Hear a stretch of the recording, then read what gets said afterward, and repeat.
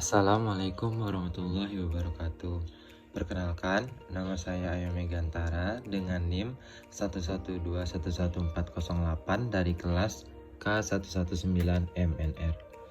Untuk memenuhi tugas dari Bapak Indra Wibowo dalam mata kuliah kreativitas dan inovasi bisnis, saya akan mencoba mempresentasikan ulang materi pertemuan kedua dengan judul kreativitas dan inovasi bisnis.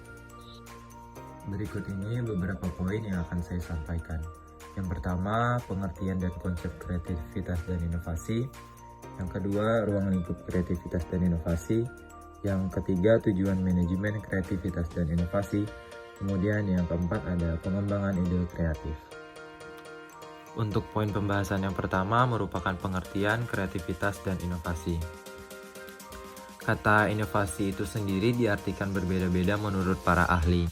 Dalam artian yang luas, inovasi tidak hanya menyangkut masalah produk, akan tetapi dapat juga berupa ide, cara-cara maupun objek yang dipersiapkan oleh seorang untuk menjadikan sesuatu yang baru.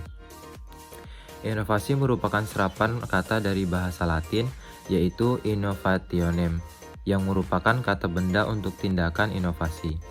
Innovare berasal dari inovasi bahasa Latin yang berarti mengubah atau memperbaharui.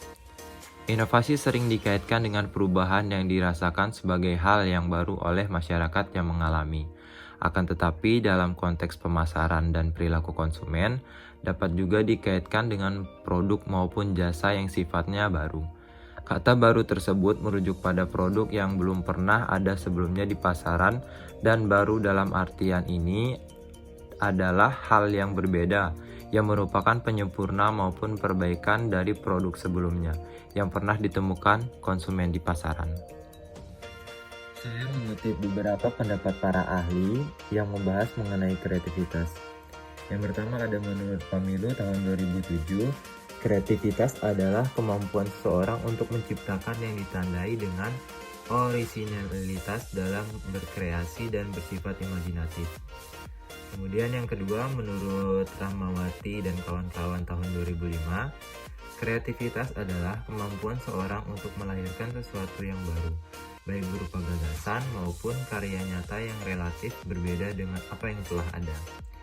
Kemudian pendapat Utami Mudar yang mengemukakan hasil dari interaksi antara individu dan lingkungannya, kemampuan untuk membuat kombinasi baru berdasarkan data, informasi, atau unsur yang telah ada untuk dikenal sebelumnya, yaitu semua pengalaman dan juga pengetahuan yang sudah diproses seorang selama hidupnya.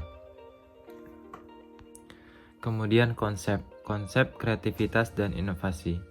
Untuk konsep kreativitas didasarkan pada 3P antara lain proses, produk, dan pribadi. Proses merupakan sebuah proses yang menghasilkan sesuatu yang baru, dan proses berkreasi merupakan bagian paling penting dalam pengembangan kreativitas. Dapat diartikan bersibuk diri secara kreatif yang menunjukkan kelancaran, fleksibilitas, keluasan, dan originalitas dalam berpikir dan berperilaku. Kemudian produk. Definisi kreativitas berdasarkan produk merupakan upaya kreativitas yang berfokus pada produk atau apa yang dihasilkan oleh individu, baik sesuatu yang baru atau original, atau sebuah elaborasi atau penggabungan yang inovatif. Suatu karya dapat dikatakan kreatif jika suatu ciptaan yang baru atau original dan bermakna dari individu atau bagi lingkungannya. Kemudian yang ketiga, pribadi. Kreativitas mencerminkan keunikan individu dalam pikiran dan ungkapan-ungkapannya. Kreativitas dimulai dengan kemampuan individu untuk menciptakan sesuatu yang baru. Seorang individu yang kreatif memiliki sifat yang mandiri. Ia tidak merasakan terikat pada nilai-nilai dan norma-norma umum yang berlaku. Kemudian konsep inovasi. Konsep inovasi itu sendiri bermakna memperkenalkan ide baru, barang baru, pelayanan baru, dan cara-cara baru yang lebih bermanfaat. Inovasi atau innovation berasal dari kata to innovate, yang memiliki makna membuat perubahan atau memperkenalkan sesuatu yang baru. Di sini ada 5 poin untuk konsep inovasi. Yang pertama ada inovasi produk, inovasi pendidikan, inovasi pelayanan publik, inovasi teknologi, dan inovasi kebudayaan. Untuk inovasi produk, ini melibatkan pengalaman yang baru, pelayanan baru yang secara substansional meningkat, dan juga peningkatan karakteristik fungsi, kemampuan teknik, dan mudah menggunakan. Contohnya, telepon genggam, komputer, dan sebagainya. Kemudian, inovasi pendidikan.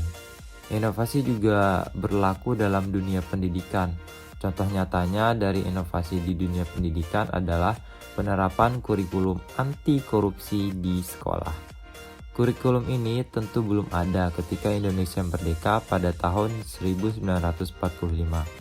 Seiring dengan perkembangan zaman, inovasi pada kurikulum ini pun dirasa perlu untuk diadakan. Salah satu contoh adalah dengan dimasukkannya pendidikan anti korupsi di setiap sekolah. Yang ketiga, inovasi pelayanan publik.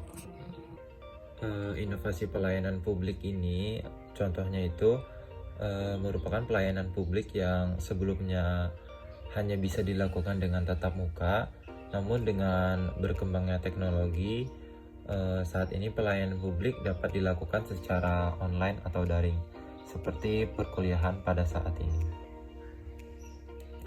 Kemudian inovasi teknologi. Inovasi ini di bidang teknologi berkembang dengan sangat pesat, yang membuat manusia mampu berinteraksi dengan siapapun tanpa batas. Ini dibuktikan dengan adanya berbagai macam jenis media sosial seperti Facebook, Twitter, dan Instagram yang menjangkau pengguna ke seluruh dunia. Kemudian yang terakhir ada inovasi kebudayaan. Budaya erat kaitannya dengan kehidupan bangsa. Inovasi dalam bidang kebudayaan dapat berupa festival kebudayaan ataupun festival lainnya, seperti festival batik yang sering diselenggarakan. Berikut ini merupakan pembahasan mengenai ruang lingkup kreativitas dan inovasi. Yang pertama ada ide. Merupakan sebuah pemikiran kreatif yang mengakibatkan seseorang untuk menghasilkan suatu ide. Ide di sini haruslah unik dan belum pernah terpikirkan sebelumnya. Ide adalah suatu pemikiran yang menciptakan solusi untuk mengatasi masalah yang ada di masyarakat. Kemudian, produk. Produk merupakan salah satu bentuk kreativitas. Hal ini karena untuk menciptakan suatu produk, diperlukan suatu proses kreatif sehingga produk tersebut dapat memenuhi harapan konsumen dan terlihat berbeda dengan yang lain. Kemudian, gagasan. Kreativitas juga dapat dituangkan dalam sebuah gagasan. Gagasan yang dimaksud merupakan gagasan untuk mengatasi masalah. Gagasan dapat disampaikan secara langsung maupun tulisan, seperti buku, publikasi, dan lain-lain. Kemudian, pembahasan selanjutnya adalah tujuan manajemen kreatif dan inovatif. Tujuan dari inovasi adalah untuk menciptakan ide-ide baru yang bertujuan untuk memperbaiki menjadi lebih baik lagi, menghasilkan keuntungan, dan meningkatkan efisiensi. Tujuan dari inovasi dalam organisasi adalah menemukan ide-ide baru yang berguna untuk perubahan proses di dalam suatu organisasi tersebut. Organisasi dan aktivitas bisnis sangat memerlukan orang-orang yang inovatif, kreatif, dan cepat tanggap terhadap setiap perubahan. Inovatif dan kreatif adalah dua hal penting yang menjadi penyeimbang dalam sebuah organisasi ataupun bisnis secara berkesinambungan dan akan diterima di masyarakat karena pembaharuan, kreasi, dan inovasi selalu dilakukan demi kepuasan konsumen. Dari penjelasan sebelumnya dapat ditarik kesimpulan tujuan dari kreativitas itu yang pertama menciptakan ide atau hal-hal baru. Kemudian yang kedua, menerapkan solusi hasil dari pemikiran kreatif terhadap masalah dan peluang untuk meningkatkan atau untuk memperbaiki sesuatu. Yang ketiga, menghasilkan sudut pandang baru oleh seorang terhadap sesuatu masalah. Kemudian kesimpulan dari tujuan inovasi, yang pertama itu meningkatkan kualitas, menciptakan pasar baru, dan memperluas jangkauan produk. Untuk pembahasan yang terakhir mengenai pengembangan ide kreatif, terdapat beberapa poin penting antara lain belajar, pelatihan, investigasi, pencerahan, ideasi, dan eksekusi. Belajar di sini merupakan pembentukan ide-ide desain, dimulai dengan pembelajaran dan pemahaman mendalam tentang desain dasar yang ingin kita ciptakan. Pemikiran kreatif harus didukung oleh dasar pengetahuan dan kebijaksanaan yang baik mengenai tren dan perkembangan desain. Kemudian melaksanakan pelatihan. Pelatihan ini sangat amat diperlukan supaya kedepannya kita bisa melakukan kegiatan-kegiatan dengan baik dan benar.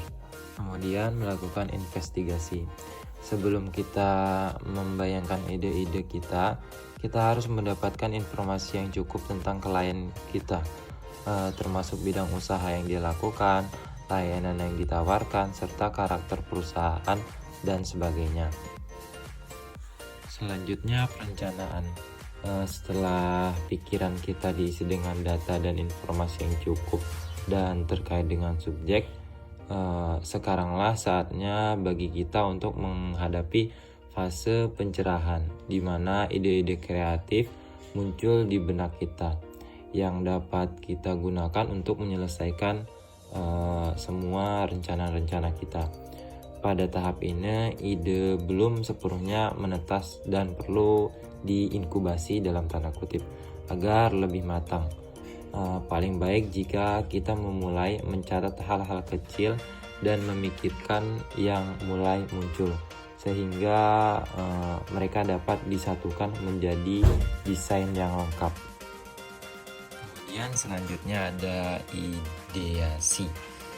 Setelah melalui serangkaian fase berat, inilah saatnya kita mendapatkan ide-ide kreatif. Sebut saja ide generasi kreatif. Di sini kita dapat memulai menyaring potongan kecil dari kreativitas yang diperoleh pada tahap sebelumnya dan mengubahnya menjadi ide-ide desain grafis yang cocok. Proses ini melibatkan kemampuan untuk menganalisis yang mungkin menarik untuk dilakukan dan menghilangkannya satu persatu untuk mendapatkan ide-ide kreatif yang terbaik. Kemudian eksekusi. Eksekusi merupakan tahap akhir dari rangkaian-rangkaian yang sudah dilewati untuk mewujudkan semua kreativitas kita. Demikian beberapa poin dari pertemuan kedua yang dapat saya sampaikan. Kurang lebihnya mohon dimaafkan. Akhirul kalam. Assalamualaikum warahmatullahi wabarakatuh. Terima kasih.